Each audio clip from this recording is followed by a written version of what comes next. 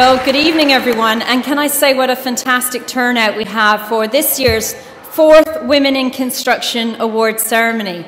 I'm just so impressed that every single year this event seems to get bigger and bigger and gets more and more support from a broader cross-section of people. And thank you to all of you who sent in nominations, those who nominated somebody else, recognising the contributions of great women doing great things or great businesses doing a lot to help women into the business.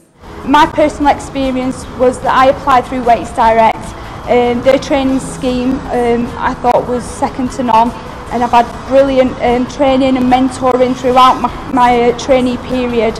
So I would just advise them just to go for it. The great thing about events like this, because we celebrate what a particular group of people have achieved in 1 year, and we also, all of us, think how we've grown, how we've moved on. Waits Living Space has grown enormously over those 4 years. In fact, I was talking to Ian Burnett last night, and I said, you know, well, give me some figures about Waits Living Space. What have we done? And he said, oh, well, we've installed over 100,000 bathrooms. So that means 250,000 people who wanted to have a bath and couldn't before can now get into the bath. You know. To turn around and say that I've actually developed my career and got roles and opportunities not based on my gender but based on my ability. But it's taken particular types of men who've seen something in me and give me opportunities. We need men to create pathways in what still is a very, very male-dominated environment. So tonight, as well as celebrating women into construction, I think we should celebrate those men who provide opportunities and who see past gender and perceived weaknesses and who make change. Our Trust's mission is to support young people into construction, training and employment, and our trustees are senior figures from the industry, and their passion about what we do is very, very palpable.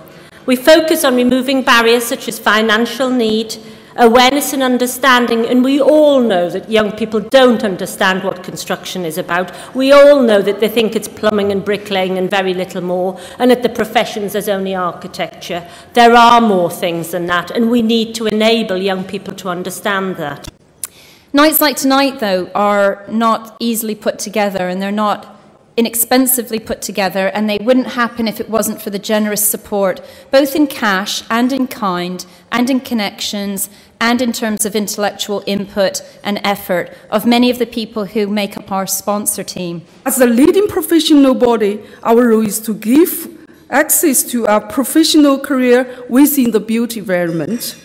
We strive to break down any barriers that prevent those with either the relevant academic qualifications or practical experience from enjoying a career in this great industry. It would be fair to say that in the 175 years of the CIOB, the industry has changed, but perhaps not as dramatically as it will.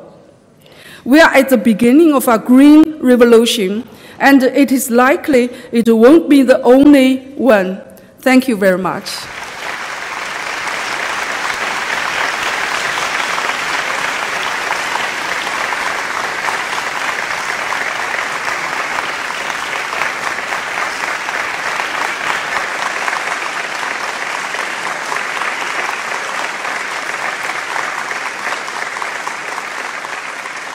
It just remains for me to conclude the ceremony and bring on the band.